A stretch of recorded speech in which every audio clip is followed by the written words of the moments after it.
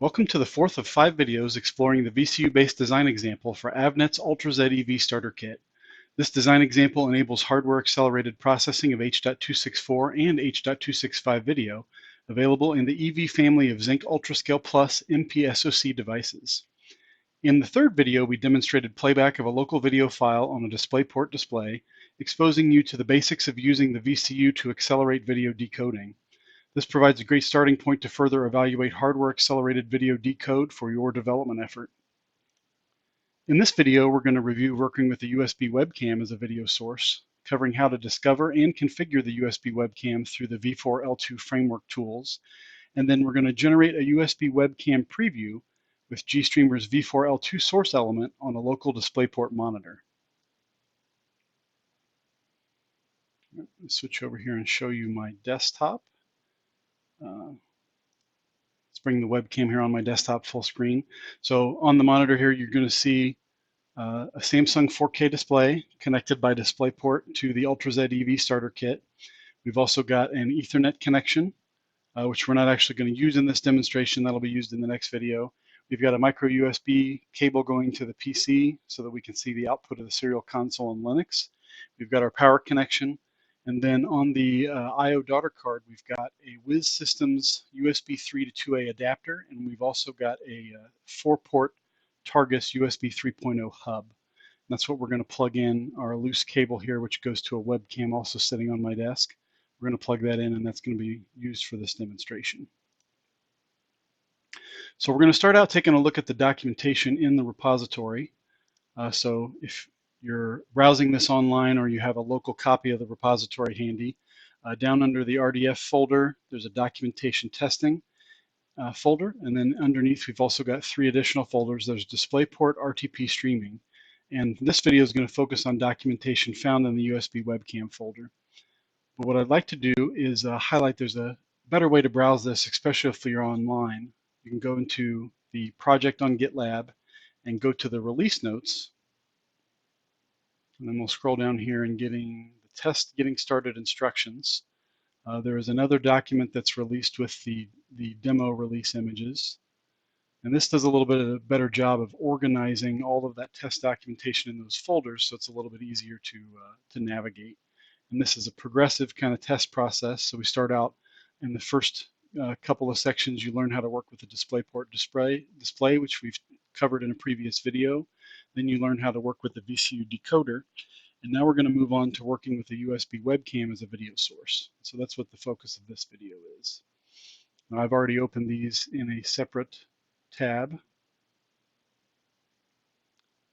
So we're going to hop over here and take a look at configuring a USB webcam interface. So I'm going to go ahead while we're doing this, and I'm going to turn on my UltraZ board while we take a look at the documentation. So these documents are designed to be kind of cumulative, so it walks you through all the stages of discovering the USB interface. So if you've already got a webcam plugged in, you can use the dmessage command to check and see that a USB device was plugged in. Then there are a few other commands that you can explore the input devices on the bus. So if you check proc bus input devices, you'll see there's a Logitech webcam. You can also look in the V4L2 by ID folder, and you'll also see a link here to the webcam. And what we're going to start out with is plugging in the webcam once the board boots, and then we're going to use the V4L2 control to list the devices that are present on the platform. So I'm going to switch over here to Tera Term full screen now that we're booted. And I'm going to step over here and I'm going to plug into the Targus hub. I'm going to plug in this webcam that's sitting on my desk. You should see here in the serial console the USB driver messages that it's registered a new device, and then the UV-CV video that's gone and initialized a Logitech C922 ProStream webcam. So the first thing we're going to do is we're going to use the V4L2 control command to go and list the devices attached to the system. And so you'll see here that it goes out and resets the high-speed USB device as it's probing it, and it returns that it's a C922 ProStream webcam, and it's given it an assignment of Dev Video 0. So that's great. So now we know which device it is.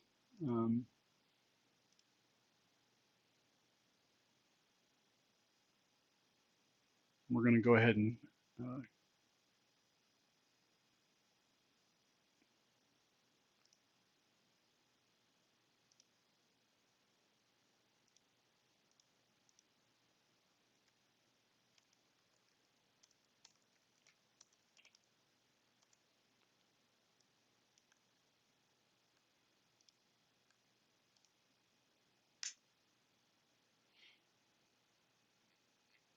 all right, so now that we've listed which the device is, we're going to go ahead and query it.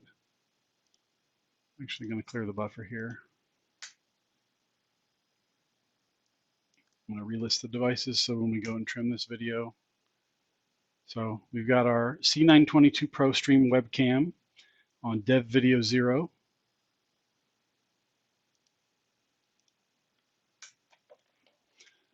Okay, so I'm actually going to unplug.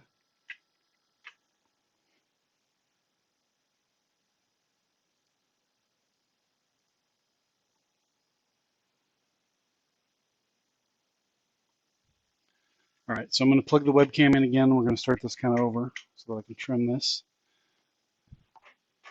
So you'll see that our USB device attached and is registered. Now we can go and query the devices that V4L2 control has identified.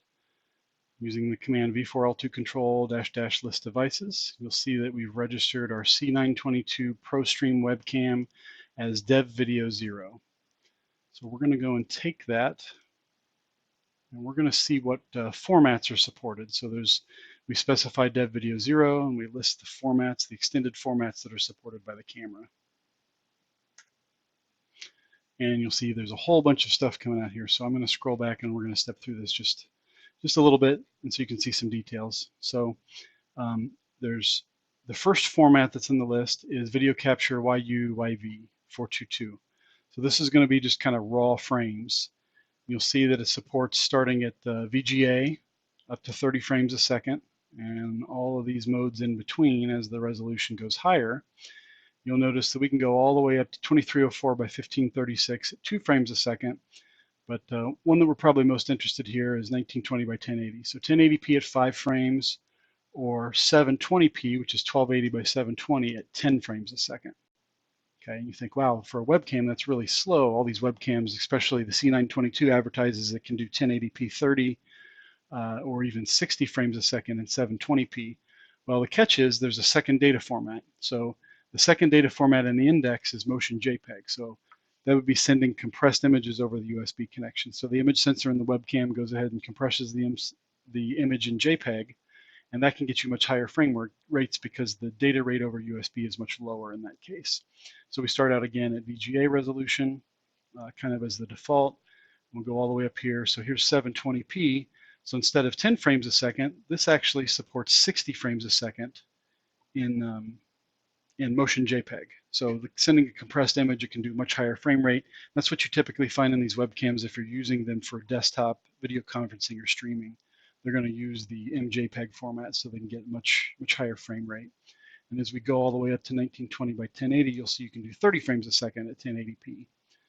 So just doing a little bit of exploration here of how webcams are set up and how you can interface with them and select which modes they use. So the next thing we're going to do is we're going to list the supported controls for the webcam. So webcams have additional configuration you typically see in desktop software. So using the V4L2 control framework, we can expose what those configuration parameters are. So here, if you look, we can configure brightness, contrast, saturation, white balance, backlight, exposure. You can actually do a digital zoom and a pan and tilt. So the image sensor captures pixels outside of the typical range, and if you've zoomed in on the image, you can do a digital pan and tilt, left and right and up and down on the image that's zoomed in without actually physically moving the camera. And we'll explore those controls here in a little bit as part of this demonstration. So I'm going to switch back over so we can see the desktop display here, and I want to take a look at the next test document in the repository, which is testing the USB webcam on local preview. So if we go back to the release notes, you'll see that's the second list here, test the USB webcam with local preview.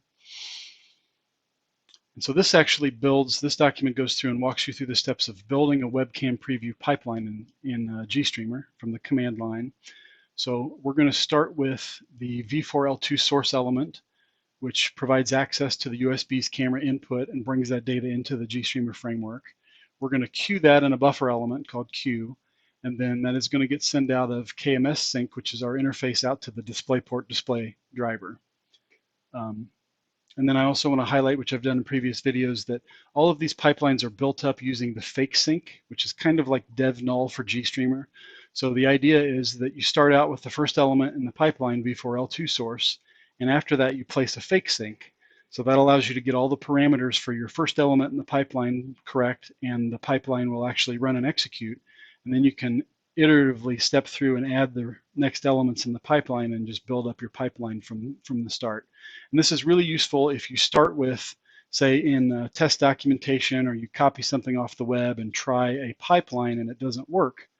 One of the first steps is you can back off that pipeline and use the fake sync parameter to start chopping the pipeline into small bits and kind of figure out where the pipeline breaks. And that's kind of a way to narrow down where you should focus your debug efforts when you're trying to get a pipeline working on the platform. All right, so as part of this document, go through, show how to expose the camera device, list devices, things we just went through, list the formats, you choose a format. So the first thing we're going to do is inspect the V4L2 source element, which is how we're going to get this USB webcam data into the webcam. So we're going to do a GST inspect on the V4L2 source element. I'm going to switch back over here to full screen so you can see this and scroll back up a little bit. This is kind of complicated, but there's a couple of things to highlight in here. So the V4L2 source element only has a source pad.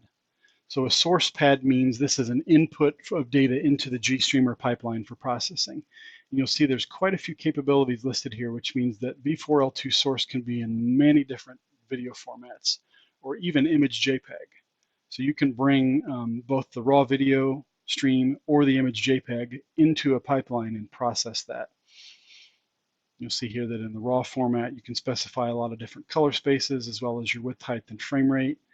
And then scroll down a little bit in the V4L2 source element, and there are also element properties. So these are other configuration parameters that are available when using this element. The only one that we're going to focus on today is really the device.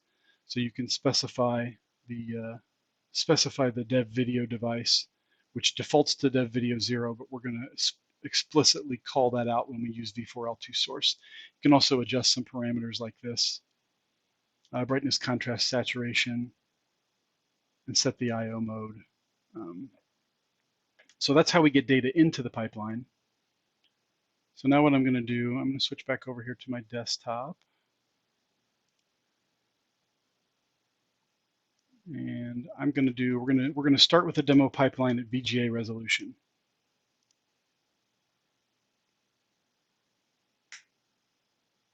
So I've got a webcam here pointing at a display hanging on the wall, and it actually looks pretty washed out. So the first thing we're going to do, one of the things you have when you record a video on a webcam and you're pointing it at another display, you've got a lot of light coming into that image sensor. So you're going to get some saturation from overexposure. So what I'm going to do first, I'm going to use this demo pipeline at VGA. And we're going to tweak these settings a little bit on the camera I'm recording on, so bear with me. I'm going to turn down the exposure on the webcam. So the background's going to look a little bit darker, but you're going to see the display much, much clearer as we turn this down. So I'm going to turn this down a couple notches. Now you can actually see the television that is the webcam is pointing at. All right, and on this television I have an NVIDIA Shield TV. And I'm going to go play some content off a plugged-in thumb drive. We're going to play the Big Buck Bunny trailer at a native 4K resolution, 60 frames a second on the display on the wall here. Let me start this over. Okay. So you see you can see this playing, and that is basically got a camera here, webcam attached to the Ultra Z that is streaming this out to the DisplayPort display you see here. And this is 640 by 480. So It actually doesn't look too bad. It's kind of low resolution, but it's high frame rate, so there's no blurring with motion and things like that. Maybe not the crispest image. That's how we get this tuned for the demo. So I'm going to go ahead and bring this pipeline back out. We're going to cancel it, close it out. So we've adjusted our display so we can look at this a little bit more closely. Now what I'm going to do is I'm going to switch this over to a 720p demo. We're going to run this camera preview at 720p. Okay, I'm going to switch back over to full screen here. You'll see the image is a little crisper, but we have the motion is not quite as good because you're only sampling it at 10 frames a second.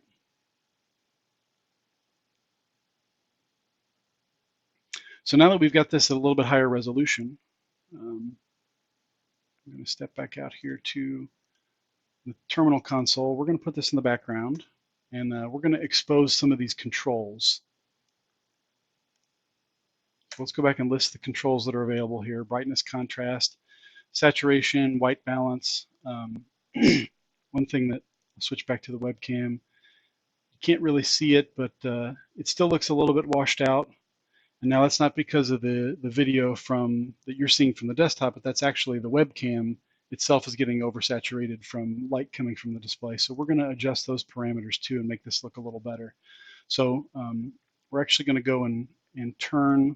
First thing we're going to do is we're going to turn off the auto white balance. So we're going to use the V4L2 device, DevVideo 0. We're going to set the white balance temperature auto parameter to 0. And I'm going to switch back over here so you can see what that does. Okay, so no visual change there. But now what we're going to do is we're going to set the white balance temperature to 1K. So 1K color temperature. And what you're going to see when we do this is, show you the command here. We're going to set the white balance temperature to 1000.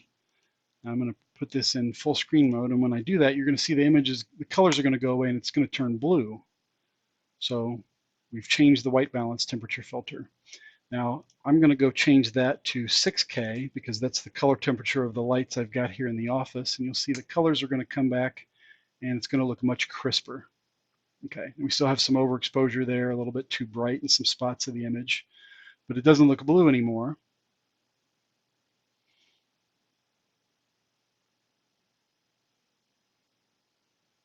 And then in addition to that, what we're going to do is we're going to go now and turn off, well, we're going to turn down the auto exposure. So we're going to turn the exposure auto setting to 1. Can't actually completely turn it off, but we're going to set that to 1. So that turns off the auto exposure, which, the camera will automatically adjust that as the scene gets brighter. And then we're going to set an absolute exposure setting of 200. And what that's going to do is going to reduce some of that brightness in the picture, and now there's not any hot spots, or not as many hot spots. So you see the colors and the picture coming through the camera much better. And then the last thing we're going to do is I'm going to turn off camera autofocus. So switch back over here. We're going to turn off autofocus. And that way it won't focus in and out as the scene changes. All right, so now that we've played and we've kind of got the image tuned in, what I want to do is I want to show you some of the other controls. So we're going to take a look at the digital zoom just real quick. Show you we can do an absolute zoom of 150%. So it starts out at 100, and you'll see this is going to zoom in on the image. And now you don't even see the edges of the display that were on the that we saw before. Now I'm going to go ahead and increase this zoom to the max, which is 500. So now we're zoomed in as far as the digital zoom will allow us. And then something else that you can do is you can actually do a pan. So you can do a digital pan now that we're zoomed in. If you use the pan absolute parameter, I'm actually going to paste in a couple of commands back to back here. So we're going to do an absolute pan at steps of 3600, and it's going to sleep for 2 seconds and then pan again. And so a negative pan will move the image to the left. So if we take a look at the webcam here, we're going to pan left, boom. So we stepped left 3 steps. Okay, and then if you want to do the same thing, I'm going to restore the pan back to 0. It'll bring us back to the center of the image. If you take and do a positive pan, that's going to move the image to the right. So it's hard to see sometimes with the action. But here's a pan right. You see it just inches to the right just a little bit, a couple seconds. Okay, so we did a digital pan with the controls of the webcam. And then the other thing you can do is you can use the tilt absolute parameter to tilt the image up and down. So we did a pan to the left, a pan to the right using positive values. Now we're going to tilt the camera down using tilt absolute. And this only works because we're zoomed in, but you see the image kind of scrolls to the down just a little bit every couple seconds. And then we're going to restore that back to the center with 0. And I'm going to copy and paste real quick in here into the console. We're going to go in the opposite direction, and we're going to tilt up using positive values. So now we're tilting up in the image frame. And it just shows you a little bit there how to go and play with these controls to tweak your webcam image. So I'm going to restore all of these back to normal, including our zoom. You'll see I just copy and pasted. We're going to set the pan to 0, the tilt to 0, and the zoom to 0. So now we're back where we started. But we've got the exposure all set up, color temperature looks good, and we're reproducing the colors really well. So now what I want to do is let's show you, we've got this background, so we're processing webcam video, and let's see how that's doing on the processor. So if you recall, when we were doing a couple videos ago, we were using the video test source element. It was about 27% of the CPU to go and generate a 720p test frame and pump it out to the display. Well, this is bringing in USB video at 720p, 10 frames a second, and it's sending it out to the display, and that's only about 12 or 13%. So this K-worker is the thread that's pulling in the USB data, and then GStreamer is only about 1.5% more. So a little bit under 14% of the CPU is utilized in bringing video in over USB and then streaming that out to the display.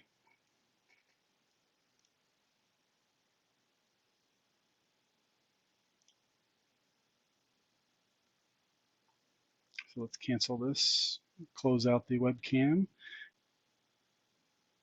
And that concludes this video. Hopefully this overview of working with a USB webcam will help you get started evaluating the UltraZ EV Starter Kit for your own project.